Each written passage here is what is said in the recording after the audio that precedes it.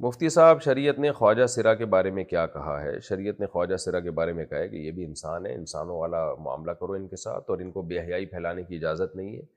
ان کو بھی ملازمتیں دینی چاہیے تاکہ یہ جائز طریقے سے، حلال طریقے سے کما سکیں، اور اگر کسی کو ملازمت نہیں مل رہی ہے تو اس کی ذمہ داری پھر اس کے رشتہ داروں پر ہے۔ یہ جو جن کے ہاں خواجہ سرا پیدا ہوتا ہے، لاکھوں میں کوئی ایک ہوتے ہیں جن کا ہوتا ہے، تو وہ اٹھا کے فوراً جو اپنے بچے کو گھر سے باہر نکال دیتے ہیں، یہ غلط ہے، ناجائز ہے۔ تو اس کو اپنی اولاد ہی کی طرح ٹریٹ کرنا ہے، اور اگر وہ بے روزگار ہے تو اس کو کی کفالت اس کے باپ کے ذمے ہے، باپ نہ ہو تو بھائیوں کے ذمے ہے۔ تو یہ سب کفالت یعنی رشتہ داروں کے ذمے ہے، رشتہ داروں کے لیے جائز نہیں ہے۔ تو اگر کوئی یعنی حکومت کا کام کیا ہے، وہ دیکھے خواجہ سرا کا کون باپ ہے، کون اس کا بھائی ہے، تو ان پر ڈالے کہ بھئی کہ آپ کو یہ پیسے دینے ہیں، یہ اس کا خرچہ پانی آپ نے اٹھانا۔ اور اہم بات یہ ہے کہ اس زمانے میں الحمدللہ میڈیکل سائنس نے اتنی ترقی کی ہے کہ اگر کوئی خواجہ سرا ایسے جس میں مرد کی علامتیں زیادہ ہیں تو آپریٹ کروا کے وہ مکمل مرد بن سکتا ہے، اور اگر کسی میں عورت کی علامتیں زیادہ ہیں تو مکمل آپریشن کروا کے عورت تو اس کو آپریشن کروا لینا چاہیے۔ لوگوں کو اس کے ساتھ تعاون کرنا چاہیے کہ بھئی اگر مرد والی علامتیں زیادہ ہیں تو آپ پورے مرد بن جائیں، عورت والی علامتیں زیادہ ہیں تو آپ پوری عورت بن جائیں۔ تو یہ آزمائش اس زمانے میں الحمدللہ میڈیکل سائنس نے ایک بڑی آزمائش سے بچا لیا لوگوں کو۔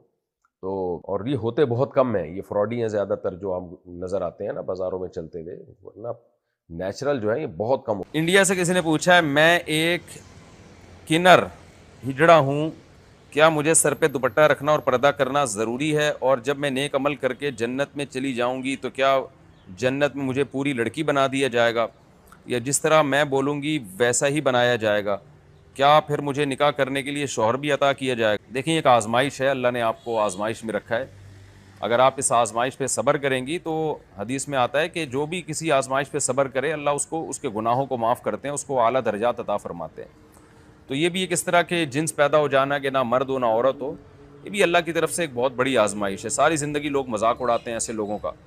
تو پہلی بات یہ کہ آپ کو تھوڑے عمل پہ انشاءاللہ زیادہ ثواب ملے گا، اور تھوڑے عمل کو اللہ تعالیٰ قبول کرے گا آپ کی، کیونکہ ایک آزمائش میں اللہ نے آپ کو پیدا کیا ہے۔ باقی دیکھیں، یہ جو جتنے بھی مخنث لوگ ہوتے ہیں، جو نہ مرد ہوتے ہیں نہ عورت ہوتے ہیں، ان میں ایسا نہیں ہوتا کہ بالکل ہی یعنی مرد اور عورت کے درمیان کی کوئی نسل ہو۔ زیادہ تر ایسا ہوتا ہے کہ یا تو مردانہ علامتیں زیادہ ہوتی ہیں یا عورت والی علامتیں زیادہ۔ شریعت یہ کہتی ہے کہ جس میں مرد والی علامتیں زیادہ ہیں تو مرد والی علامتیں زیادہ ہوں، یا آپ ڈاکٹر سے پوچھ لیں، وہ آپ کو بتا دے گا کہ آپ میں میل کی علامات زیادہ ہیں یا فیمیل کی علامات زیادہ ہیں۔ تو جس میں مرد کی علامتیں زیادہ ہوں اس کو مرد ہی سمجھا جاتا ہے شریعت، اور جس میں عورت کی علامتیں زیادہ ہوں اس کو عورت سمجھا جاتا ہے۔ ڈاکٹر آپ کو بتا دیں گے کہ آپ میں میل والی علامتیں زیادہ ہیں یا فیمیل والی۔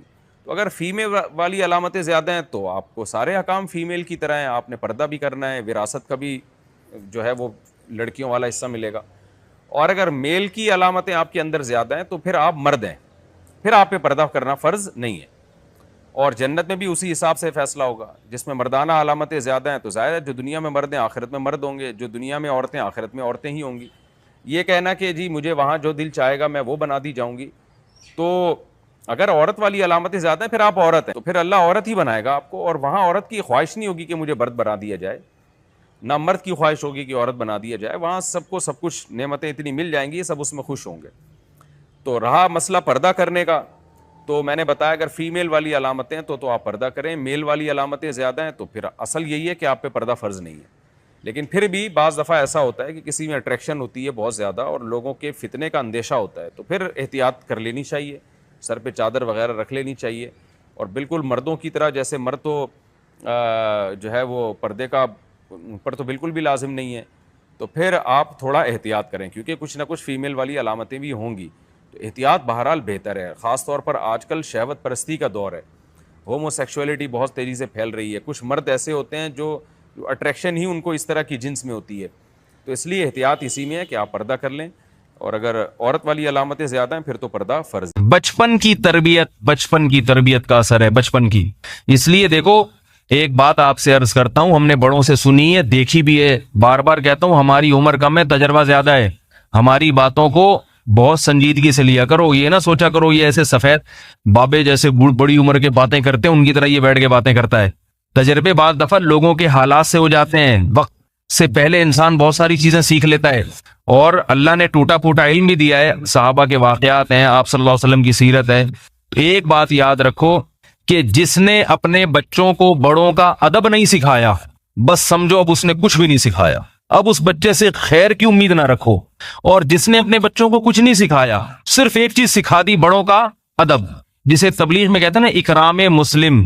اکرام مسلم میں بڑوں کا ادب بھی، چھوٹوں پہ شفقت بھی، علماء کا اکرام بھی، بزرگوں کا احترام بھی، بوڑھوں کا احترام. یہ چیز اگر آ گئی تو اگر یہ بچہ بگڑ بھی گیا، کبھی نہ کبھی انشاءاللہ سدھر جائے گا. یہ بات آ رہی ہے سمجھ میں؟ اس کی ایک مثال دیتا ہوں، دلیل سے بات سمجھاتا ہوں. دلیل سے دیکھو، یہ قرآن جسے ہم چومتے ہیں، جسے ہم سینے سے لگاتے ہیں، اس پر کوئی عمل کرے نہ کرے، فاسق فاجر مسلمان جو شراب بھی پیتا ہے، زنا بھی کرتا ہے، مگر اس قرآن کو سینے سے لگاتا ہے نا، کیا خیال ہے؟ ادب تو کرتا ہے نا؟ ہاتھ سے نیچے گر جائے کتنا ڈرتا ہے، گھبراتا ہے. اور اس کی کوئی گستاخی کر دے، اس کے سامنے اٹھا کے پھینک دے، کیسا آگ بگولا ہو جاتا ہے. اور ہونا بھی چاہیے. اس ادب کا فائدہ کیا ہوتا ہے کہ جب اس کے سامنے قرآن کی نصیحت کی جائے گی، عمل کرے نہ کرے لیکن نصیحت کو سنے گا. اللہ کا کلام، میں نے خود دیکھا ہے لوگوں کو، بڑے بڑے قاتل ہوتے ہیں، گنہگار ہوتے ہیں، لیکن جب اللہ کی کلام ان کے سامنے پڑھا جاتا ہے، ان کی آنکھوں سے آنسو نکلتے ہیں، ڈرتے ہیں، گڑ گڑاتے ہیں، کاش ہم سے یہ گناہ چھوٹ جائے. وجہ کیا ہے؟ دل میں احترام ہے. تو اس بات کی امید ہوتی ہے کہ آج نہیں تو شاید کل لائن پہ آ جائے، کل نہیں تو پرسوں. آتا لائن پہ کیوں نہیں ہے؟ کہ قرآن کی تعلیمات کوئی اس تک پہنچانے والا نہیں ہوتا، اور اگر کوئی پہنچانے والا بھی ہوتا ہے تو اس طرح سے نہیں پہنچاتا جس طرح سے اللہ نے پہنچانے کا حکم دیا، حکمت کے ساتھ، مصلحت کے ساتھ. بعض دفعہ بات اچھی ہوتی ہے، پہنچانے والا اس کو پھینک کے آ جاتا ہے. عطر کی خوشبو آپ کسی کو دیں، ادب تمیز کے ساتھ دیں تو لے گا بھی، لگائے گا بھی. اور پیتل کی بوتل اٹھا کے منہ پہ مار دیں اس کے، وہ لگا لینا جب موڈ ہو. میاں بیوی کے گھروں میں جھگڑے ہوتے ہیں نا، تو شوہر لا کے دیتا ہے سودا، کبھی غصے میں ہوتا ہے، بیوی نے دہی منگوائی، یہ اٹھ نہیں رہا، بیگم صاحبہ کہہ رہی ہیں افطاری بنانی ہے، دہی بھی لے آئیں، ان کو روزہ لگ رہا ہے، اٹھ نہیں رہے. یہ ہوتا ہے ایسا گھروں میں کہ ابھی تو مجھ سے انڈے منگوائے تھے، اسی وقت کہہ دیتی جب انڈے لینے گیا تھا اس وقت نہیں کہا جا سکتا تھا کہ دہی بھی لے کے آ جاؤ. یہ عام طور پر نارمل کیسز ہیں گھروں کے اندر. جب انڈے لینے بھیجا تھا یا پکوڑے لینے بھیجا تھا اس وقت کہہ دیتی نا کہ دہی بھی لے آؤ. بھائی بھول گئی، اب لے آئیں. اب اس کو غصہ آ رہا ہے، اٹھ نہیں رہا. اب ظاہر ہے پولیس تو نہیں بلوائے گی وہ اس کو اٹھانے کے لیے. اس نے تانے دینا شروع کر دیے، اٹھا نہیں جاتا، ہم کیا کریں، چاٹ کیسے کھائیں گے، دہی بڑے کیسے پکیں گے. بالآخر یہ بھنا کے غصے میں گیا اور دہی لا کے بیگم کے منہ پہ مار دی. ایسا ہوتا ہے. یا اٹھا کے یوں کر کے پھینک دی تو وہ نہیں بناتی، پھر وہ کہتی آج دہی کے علاوہ سب کچھ آئے گا، دہی نہیں آئے گی. یہ پھڈے بھی ہوتے ہیں گھروں میں. اٹھا کے جب یوں پھینکا تو اٹھا کے اس سے بھی زیادہ اسپیڈ سے پھینکتی ہے واپس. وجہ کیا ہے؟ آپ نے لا کے بھی دے دی، سب کچھ کر دیا، مگر جو دینے کا اسٹائل تھا نا، یہ بیگم کو پسند نہیں. دہی تو بہت پسند آئی، آپ بھی پسند آئے، مگر دہی پیش کرنے کا اسٹائل اسے پسند نہیں آیا. کہہ رہی یہ اسٹائل ذرا پسند نہیں آیا، عزت سے پیش کرتے. تو گھر میں پھڈا ہو جاتا ہے، لڑائی جھگڑا. اس کو یہ غصہ کہ میں اتنی دور سے لے کر آیا اور قبول نہیں کر رہی. وہ کہہ رہی ہے کوئی لانے کا طریقہ، میں کوئی نوکر ہوں، ملازمین کو ایسے دیجیے. زکوٰۃ بٹ رہی ہے کہ یہاں پہ قرآن کے احکام ہوتے ہیں، پیش کرنے کا طریقہ نہیں آتا، اٹھا کے پھینک دیا اس کے اوپر. بات ہی قل یا ایھا الکافرون سے شروع کی. ایک غیر مسلم آپ کے سامنے آیا ہے. اب قرآن میں غیر مسلم کے خطاب کے مختلف طریقے ہیں. ایک دفعہ مجھے ایک عیسائی کو دعوت دینی پڑ گئی، غیر مسلم تھا. اس نے مجھے بٹھایا، مجھے کسی نے کہا یہ اسلام کے قریب ہے تو اس کو آپ ذرا دین کی دعوت دیں، اسلام کی دعوت دیں، امید ہے کہ یہ مسلمان ہو جائے گا. تو میں سوچتا رہا کہ میں کہاں سے شروع کروں دعوت. تو قل یا ایھا الکافرون بھی ہے قرآن میں، اے نبی کہہ دیجیے اے کافرو. تو اگر میں یہاں سے شروع کرتا اے کافرو، تو کہتا چلو بھائی پتلی گلی سے نکلو، شاباش، ہمیں کافر کہنے آئے ہو یہاں پہ. تو میں سوچتا رہا، قرآن کی آیت میرے ذہن میں آ گئی، قل یا اہل الکتاب تعالوا الی کلمۃ سواء بیننا وبینکم الا نعبد الا اللہ. کیسی پیاری آیت ہے. اے نبی ان سے کہہ دو اے اہل کتاب. اہل کتاب بھی کافر ہوتے ہیں، مگر اہل کتاب کا لفظ سن کے ان کو یہ احساس ہوگا کہ اللہ تعالی ہمیں عزت دے رہے ہیں. کافر تو ہندو بھی ہے، سکھ بھی ہے، مگر ان کے پاس آسمانی کتابیں نہیں ہیں. ہمیں اہل کتاب، پڑھا لکھا کہا جا رہا ہے، کتاب والو تم تو سمجھدار لوگ ہو. اس سے اس کا دل نرم ہوگا کہ بھئی تم اتنے گمراہ نہیں ہو جیسے ہندو ہیں، تمہاری گمراہی کم ہے کیونکہ تم آسمانی کتابوں اور پیغمبروں کو ماننے والے لوگ ہو. اور پھر تعالو آؤ، ایک ہوتا ہے ایتی آ جا، عرب اردو میں بھی کسی کو بلانا ہو آئیے کہتے ہیں کہ نہیں کہتے, بلکہ اس سے بھی زیادہ مہذب لفظ ہے تشریف لائیے. نہیں بھی چاہ رہا ہوگا دل تو انسان چلا جائے گا.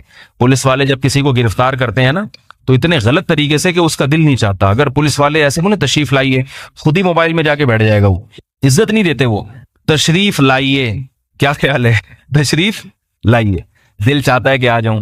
اس سے تھوڑا کم درجے کا لفظ ہے آئیے, تو بھی انسان کا دل چاہتا ہے. اس سے تھوڑا کم درجے کا لفظ ہے آ جائیں, تو بھی انسان کہتا ہے چلو تھوڑی سی. اردو کی بڑی خوبصورت زبان ہے, خدا کی قسم, یہ سب اردو میں ملے گا آپ کو. اردو جو ہے نا یہ زبان ہی اونچے خاندانوں میں بننے والی زبان ہے, یہ مہذب قوموں میں. لیکن آج اردو کی قدر نہیں ہو رہی ہے.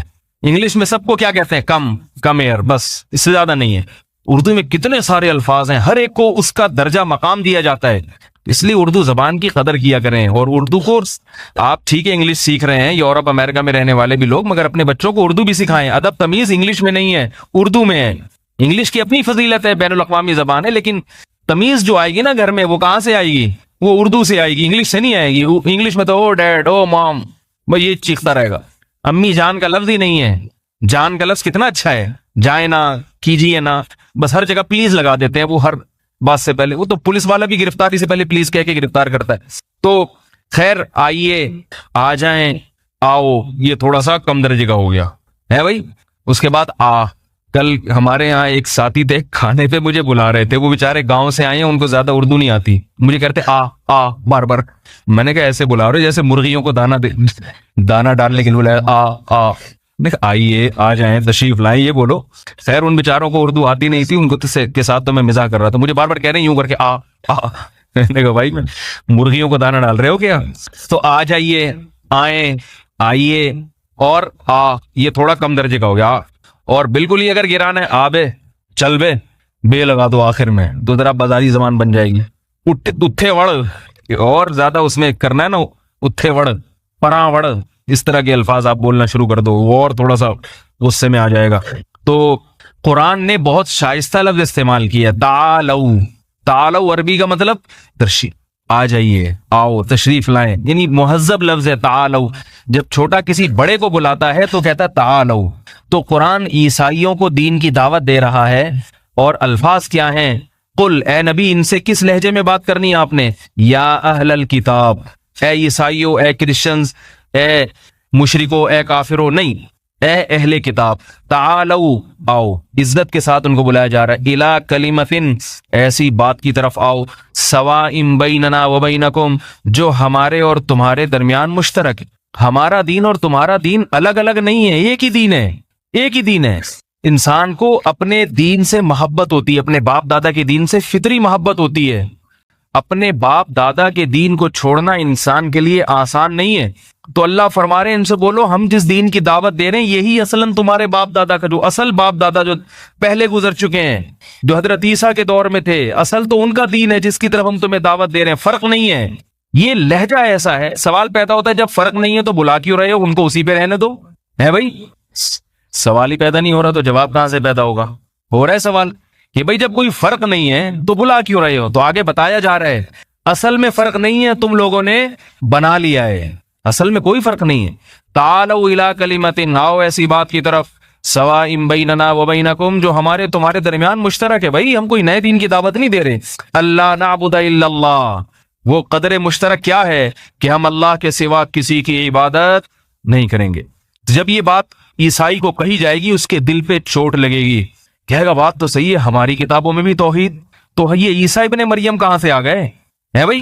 جیسے ہم گرین چینل والوں کو دین کی دعوت دیتے ہیں, بھائی ایسی بات کی طرف آؤ جو ہمارے تمہارے درمیان مشترک, اللہ کے سوا کسی کی عبادت نہیں, اللہ کے سوا کسی سے مدد نہیں. تو گرین والا بھی بولے گا نا جب اللہ کے سوا مدد نہیں تو یا رسول اللہ مدد کیوں بولتے ہیں, پھر ہم سوچنے پر مجبور ہو جائے گا. اور اگر ڈائریکٹ گرین والے کو آپ نے جا کے بولا یا رسول اللہ مدد کہنا حرام, تو وہ تو شروع اس کا مذہب یا رسول اللہ مدد سے ہوتا ہے.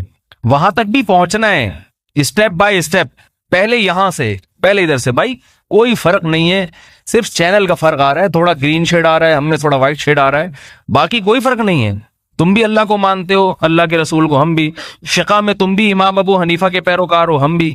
تم بھی شامیہ فتاوی شامیہ کو مانتے ہو حجت, اور ہم بھی مانتے ہیں. تم بھی فتح القدیر، ہدایہ، قدوری، یہ ساری کتابیں تو چلو چھوڑو، کیا آپس میں خامخواہ کی بنا کے رکھی ہوئی ہے، لڑتے ہیں وہ ادھر، سب ایک ہی، ایاک نعبد و ایاک نستعین، اللہ سے مدد مانگنے اور کسی سے نہیں مانگنی. تو اس سے سمجھدار لوگ کم از کم آ جائیں گے. ہمارے استاد فرمایا کرتے تھے کہ گرین چینل والوں میں جو شرک ہے، اس شرک کو ختم جتنا تبلیغی جماعت نے کیا ہے اتنا کسی نے نہیں کیا. حالانکہ تبلیغ والے گرین چینل کے خلاف ایک لفظ نہیں بولتے ہیں، ایک لفظ نہیں بولتے ہیں.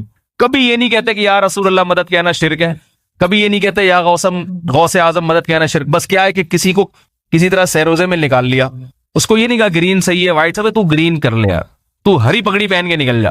لیکن 3 دن اس کی زبان سے کہلواتے ہیں کہ جو کچھ ہوتا ہے اللہ سے ہوتا ہے، اللہ کے سوا کسی سے کچھ نہیں.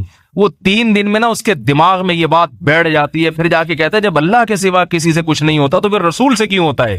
یا رسول اللہ مدد کا مطلب کیا ہوا؟ سب کچھ اللہ سے ہوتا ہے نا.